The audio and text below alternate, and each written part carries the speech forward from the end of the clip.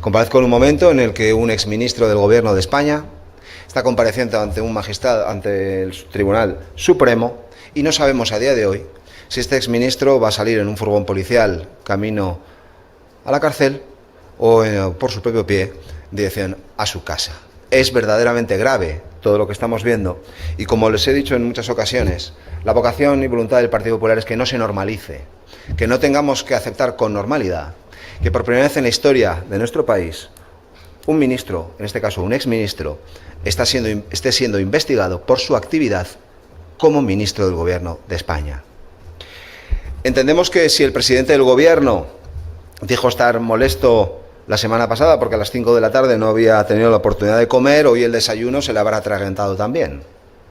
Como también estamos seguros de que la comida del viernes, permítame que intente quitarle un poco de hierro a todo lo que estamos viviendo, también se le atragantaría cuando la Guardia Civil entró en la sede del Partido Socialista, en varias dependencias, incluso del Gobierno. Estos registros, los propios de la semana pasada, fueron la guinda perfecta de un gobierno que dijo que iba a acabar con la corrupción, y hoy comprobamos que su gobierno ha institucionalizado la corrupción. Sin ánimo de ser exhaustivo, y para justificar lo que acabo de decirles, voy a enumerar los registros que hemos tenido oportunidad de conocer en las últimas fechas. Los españoles hemos visto registros en la Diputación de Badajoz en el marco de la investigación del hermano del presidente, en Red.es y varias dependencias del Gobierno como Adif o la Dirección General de Carreteras. Declaraciones judiciales en Moncloa en el marco de la investigación a la mujer del presidente del Gobierno y la guinda, como les decía antes, en la sede del Partido Socialista, la sede del presidente del Gobierno. Podemos llegar a la conclusión que las dos casas, el partido y el Gobierno, las dos casas del presidente del Gobierno, huelen a corrupción. El guardián de los avales de Pedro Sánchez, Koldo, puede enmudecer ante el tribunal, pero lo que es real y es ineludible es que los mensajes que obran en poder de la Guardia Civil, del Tribunal Supremo y que ya conocen todos los españoles, hablan con suficiente claridad por él. La Guardia Civil ya sabe que desde su detención, Koldo envió media docena de mensajes a la dirección del Partido Socialista Obrero Español pidiendo un interlocutor, y cito textualmente, para no perjudicar a más de 250 personas que le pidieron favores. Esto es literal. Y en esos mensajes también Koldo hace una confesión. Yo siempre he cumplido órdenes. Presuponemos que órdenes de lo más alto del partido. Por tanto, ya conocemos los mensajes de Koldo y estamos absolutamente convencidos de que conoceremos también los que se intercambiaron el señor Sánchez con José Luis Ábalos. Y estamos convencidos de que el ex número 2 del presidente tiene información, y conoceremos la información que él manejaba, pero que intentó ocultar dentro del pantalón o de la ropa interior de la que supuestamente era su asistenta. El vodevil y el espectáculo diario y semanal llegando a cotas inalcanzables. Por lo tanto, quien concluyó la semana pasada con la Guardia Civil registrando Ferraz y varias dependencias del Gobierno, ha comenzado una nueva semana en vilo por si su banda sale del juzgado en furgón policial. Tenemos un presidente del Gobierno en manos de un puñado de supuestos delincuentes. Ábalos y Koldo podrán aplazar sus confesiones, pero Sánchez no puede aplazar su dimisión. Tanto Ábalos como Cerdán, los dos secretarios de organización del Partido Socialista, han convertido el Partido Socialista, y esto no lo dice el Partido Popular, que también, pero lo reproducimos, han convertido el Partido Socialista en una organización criminal. Por si todo esto fuera poco, que no quedara acreditado la vocación de tomarnos el pelo al conjunto de los españoles, tanto Ábalos como Cerdán dicen no reconocerse en los audios que han sido publicados. Por si fuera poco, acusar de bulos y de mentiras a la información que han ido publicando medios de comunicación en los últimos meses, la desfachatez llega hasta tal punto que incluso después de haber oído esos audios, afirman y defienden, y esta va a ser su defensa, afirman y defienden que no reconocerse en esos audios. Afortunadamente tenemos audios, afortunadamente los españoles hemos tenido oportunidad de que nadie nos lo tenga que explicar porque lo hemos oído. Pero el escenario hubiera sido completamente diferente si no hubiéramos tenido oportunidad de comprobar con nuestros oídos o ver con nuestros ojos todo lo que está siendo denunciado. Como consecuencia de todo lo que estamos viendo, les decía antes que los regeneradores de la política se han convertido en los padrinos de la degeneración más absoluta. Porque protagonizan una degeneración doble. Una degeneración que tiene que ver con la corrupción sistematizada y una corrupción que tiene que ver con la prostitución. Dicho de otra manera, degradan las instituciones y menosprecian a las mujeres. Ya no son solo mordidas, es un saqueo en toda regla. Estamos ante una corrupción sistemática. Sánchez se autodefinía como un capitán, lo recuerdan ustedes la semana pasada. Pues bien, el capitán de la banda no puede eludir sus responsabilidades. Su barco ha sido registrado y sus contramaestres imputados. El señor Sánchez ha ido echando a todos sus acompañantes, aquellos acompañantes del coche de las primarias, pensando que así podría continuar su viaje. Pero el viaje ha llegado a su fin, aunque él todavía no lo acepte. El coche se ha hundido en el barro de la corrupción socialista. Y es cierto que estamos hablando de los números 2 de Sánchez, pero en las últimas semanas hemos asistido a los ceses o dimisiones del 3 de Montero, del 2 de Marlaska, del 2 de Ángel Víctor Torres y del 2 de la señora Chivite. Ya solo queda el 1. Esto ya no es una cuestión de números, porque la cantidad ya es ingente. Es una cuestión de decencia. Los españoles, hay una mayoría social de españoles que solo esperan ya la marcha de Pedro Sánchez. Y antes de finalizar esta primera intervención, quería recordar que la semana pasada impulsamos la mayor ampliación de comparecientes en la Comisión de Investigación del Senado, desde que ésta se puso en marcha hace ya más de un año. Una lista que se aprueba este lunes, hoy mismo, y que incluye un total de 54 nombres, aunque 14 de ellos ya pasaron por la comisión. Y si vuelven, y si les volvemos a llamar, es porque en la primera comparecencia mintieron. Entre ellos están Francina Armengol, Ángel Víctor Torres, Fernando Marlaska, Pardo de Vera, Ángel Contreras, Ábalos, Cerdán y su compañera Elma Saiz, su compañera navarra, la ministra hoy de Inclusión, Seguridad Social y Migraciones. Además, también se van a aprobar un nuevo calendario de comparecencias para el mes de julio, enfocado fundamentalmente en la trama de amaños del señor Cerdán en Navarra, pero también en las mentiras de la presidenta del Congreso y de los enchufes de Jessica.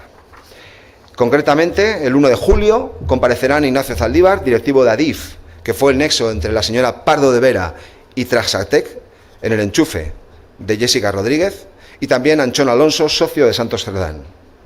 El 8 de julio proponemos que comparezca Francina Armengol, tras mentir en su primera citación, afirmando que nunca se reunió con Aldama. Conviene una explicación.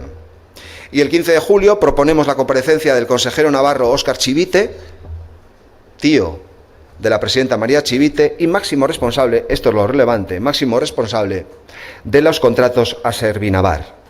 Y terminaremos estas comparecencias el martes 22 de julio, donde proponemos la comparecencia de Vicente Fernández, presidente de SEPI, bajo la responsabilidad política de María Jesús Montero, que tuvo que dejar su puesto por estar imputado en el caso Aznalcóllar y le acabaron colocando en la empresa del señor Cerdán. No habrá tregua ni amnistía para la corrupción, ya sea esta política, económica o toda la que tenga que ver con las vejaciones que sufren las mujeres a manos de estos dirigentes del Partido Socialista. Corrupción y prostitución tendrán enfrente al Partido Popular. A partir de aquí, si tienen alguna pregunta, estaré encantado o no de responderla, pero la responderé. Ya saben ustedes que estas comparecencias tienen muchas cosas curiosas, pero también hay periodistas en las comparecencias. Hola, buenos días, portavoz. Después de todo lo que ha dicho sobre el señor Sánchez, y usted mismo ha recordado que van a volver a llamar a personas que ya habían declarado en la Comisión de Investigación del Senado. Mi pregunta es, ¿por qué no llaman ya de una vez a Sánchez? Si es que le pueden llamar 4 o 5 veces las que consideren necesario. ¿No cree que están perdiendo fuerza al no convocar al que ustedes llaman el número 1? Y en segundo lugar, el señor Feijóo, en una entrevista radiofónica esta mañana, ha vuelto a poner en duda el voto por correo. También ha hablado de un informe que ha solicitado a la Junta Electoral. No me ha quedado claro si ese informe ya cómo lo ha solicitado, qué procedimiento ha seguido, si es solo sobre el voto por correo o en general el voto cuando vamos a las urnas en unas generales. Gracias. Sobre este aspecto ya tuve oportunidad de manifestarme hace semanas y hoy no puedo tener una respuesta diferente. Nosotros confiamos en los funcionarios y confiamos en el sistema. De quien desconfiamos profundamente es de este gobierno. Y singularmente desconfiamos de personas que han acreditado su moral disipada o su ética inexistente como doña Leire. Y por lo tanto lo que hacemos es preguntar qué es lo que hace un partido serio y responsable, y en este caso un partido de la oposición, cuando tuvimos oportunidad de conocer que doña Leire había tenido algún tipo de responsabilidad en la custodia o en la tramitación del voto por correo. Y parece razonable que le preguntemos. El compromiso y el convencimiento del señor Feijóo en relación con el procedimiento y con nuestro sistema institucional es claro y es indubitado, pero parece razonable que preguntemos. Por lo tanto, confiamos en los funcionarios, confiamos en el sistema, pero desconfiamos profundamente de este gobierno y por eso vamos a preguntar. Por eso vamos a preguntar. Faltaría más que no hagamos preguntas. Y en relación con la petición de comparecencia al presidente del gobierno, pues yo entiendo las ansias, no las suyas, sino de una mayoría social, pero el presidente del gobierno comparecerá en el momento procesal oportuno. Y como vamos teniendo oportunidad de conocer cada semana nueva información, pues el presidente del gobierno comparecerá cuando tengamos la suficiente información como para que no nos tome el pelo. Y aún así lo hará, o lo intentará. Pero el señor Sánchez comparecerá y dará explicaciones. Pero es cierto, todavía no tenemos fecha.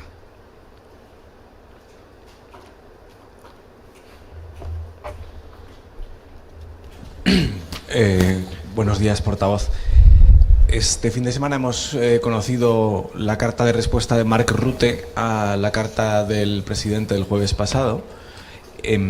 Dos cosas. Uno, ¿considera el Partido Popular que el presidente del gobierno ha conseguido un pacto y o un éxito en la respuesta del secretario general? Y dos, ¿el Partido Popular estaría de acuerdo, en caso de estar gobernando, con subir el gasto en defensa al 5% del PIB? Muchas gracias.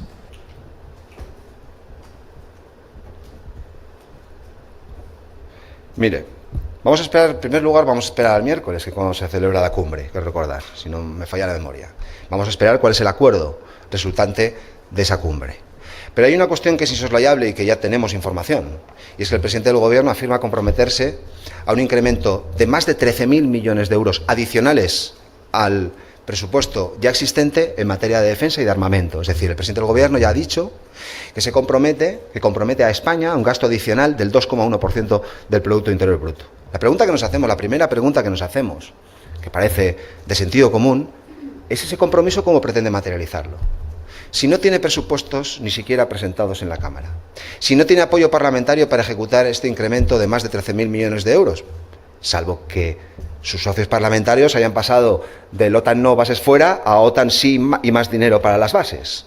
Si no tiene, por lo tanto, ni presupuestos, ni mayoría parlamentaria, ni en el seno del propio gobierno están de acuerdo con este incremento del 2,1% en materia de defensa, ese compromiso, ¿qué valor tiene? Sánchez pretende engañar a los españoles y no lo consigue, y pretende engañar a sus socios internacionales y creemos que no lo va a conseguir. Pero insisto, prudencia y esperar a ver qué sucede en esa cumbre. Parece razonable que desconfiemos profundamente de la palabra dada por el señor Sánchez y que esperemos también a saber qué opinan sus socios de gobierno. Dicho de otra manera, ¿Sumar está a favor de incrementar en más de 13.000 millones de euros el presupuesto en defensa? ¿Está Podemos a favor? ¿Está Bildu? ¿Está el BNG? ¿Las formaciones políticas que sustentan a este gobierno están a favor de incrementar en más de 13.000 millones de euros en materia de defensa? Por eso creo que hay capítulos todavía que no nos podemos saltar. Y vamos a esperar a ver qué sucede el miércoles y vamos a ver cuál es la reacción de sus socios. El Partido Comunista ha pasado del no a la guerra, OTAN no, bases fuera, a callar ante el incremento de más de 13.000 millones de euros en defensa. Creo que el debate hoy, el momento procesal del debate está aquí. Y en segundo lugar, lo hemos manifestado en numerosas ocasiones, la posición internacional del Partido Popular en materia internacional, ya sea en esta cuestión o en cualquier otra, es la de cumplir con nuestros compromisos con nuestros socios. El señor Rajoy en el año 2014 llegó a un compromiso de incremento del 2% en materia de defensa. Hoy estamos en el año 2025 y ese compromiso se ha flexibilizado, ¿verdad? Bueno, vamos a ver qué es lo que sucede el miércoles.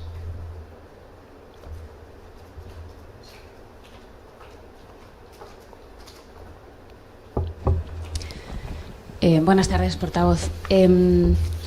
No me ha quedado claro en esta respuesta al gasto en defensa si el Partido Popular estuviera en el Gobierno en estos momentos, si se comprometería a destinar el 5% del PIB al gasto en defensa.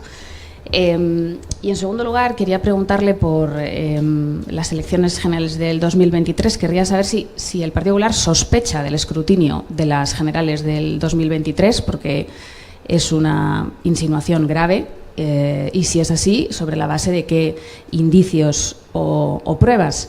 Además, quería que nos aclarara, como ha dicho Feijóo esta mañana en el radio, qué es exactamente lo que le han pedido a la Junta Electoral Central, porque el señor Feijóo ha dicho que le han propuesto constituir un grupo de trabajo para ver todo el íter procedimental del voto por correo. Quería que nos aclarara un poco los detalles de qué es lo que han solicitado a la Junta Electoral. Gracias. No tengo más detalles que los he aportado sobre esta última materia, sobre lo que ha aportado la información que ha aportado el presidente del Gobierno. En todo caso, si nosotros estuviéramos en el Gobierno, para empezar, lo que le puedo asegurar es que tendríamos presupuestos generales del Estado, que nos permitirían abordar cualquier compromiso, ya fuera un 5, un 3,5, un 2, porque sin presupuestos generales del Estado, cualquier compromiso queda en saco roto. Y es fundamental tener credibilidad interna y externa. Si estuviéramos en el Gobierno en su totalidad pensaría lo mismo en materia de política exterior, también en política de defensa. Parece razonable que un Gobierno que se compromete en el exterior, el presidente hable en nombre de todo el Gobierno, no hable solo en nombre de su partido, porque si no también todo cae en saco roto. Y también lo que provocaríamos y permitiríamos es un debate en el Congreso de los Diputados. Estamos hablando y estamos naturalizando que el presidente del Gobierno llegue a compromisos que comprometen a España en la próxima década y lo haga sin tener una mayoría parlamentaria para hacerlo. ¿Hay mayor gesto antidemocrático? ¿Hay mayor gesto de ocultación y, dicho de otra manera, de hurtar la posibilidad de que el Congreso de los Diputados, donde reside la soberanía nacional, se pueda manifestar sobre una materia que nos afecta hoy en el presente, pero que proyecta a una década vista los compromisos de España? Todo esto, lo que le puedo asegurar es que el Gobierno del Partido Popular no sucedería. En cuarto lugar, diríamos la verdad a los españoles y le contaríamos a los españoles cuáles son los compromisos a los que uno está dispuesto a llegar. Y el presidente del Gobierno, de soslayo, deja caer, como si no fuera relevante, su compromiso de incrementar en más de 13.000 millones de euros hoy el compromiso de España en materia de defensa. Por lo tanto, todo lo demás, a nuestro juicio, hoy es secundario.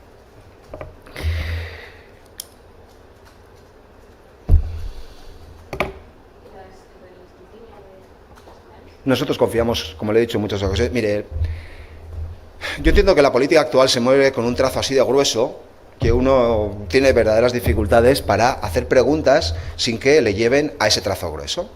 Nosotros hemos dicho en numerosas ocasiones que en el año 2023, el gran problema de las elecciones del año 2023, fueron que accedió a ser presidente del Gobierno vía una investidura con socios imposibles de conciliar. Y que de aquello salió un mal gobierno, y hoy sabemos que además de un mal gobierno es un gobierno corrupto.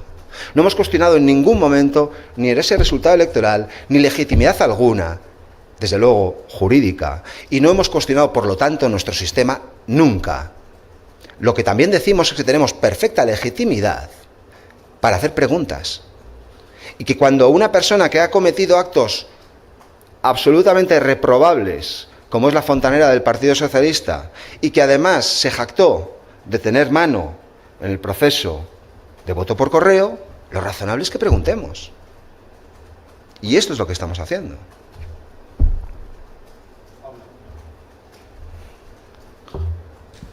Un poquito insistir en la pregunta de mis compañeras, porque no nos ha quedado nada claro, yo creo. Que soy muy mal portavoz, el si tema no de soy la capaz Junta, de dejar el tema de la esos... petición a la Junta Electoral Central. El señor Feijóo ha hablado como algo pasado, como algo que ya se ha hecho. Además, se ha hablado de otro tema, que la supervisión del voto debería corresponder a las fuerzas y cuerpos de seguridad del Estado. O sea, parece algo ya como estudiado, meditado y que ya se ha hecho. Entonces, si nos puede precisar un poco en qué ha consistido esa petición. Le vuelvo a decir, no tengo más información, no tengo información adicional que apuntarle. No tengo más información. Yo creo que el presidente Feijóo ha sido suficientemente claro y como yo no puedo añadir nada, pues no le voy a engañar. Si yo le engañara, pues sería probablemente portavoz de otro partido, pero soy del Partido Popular. Muchísimas gracias.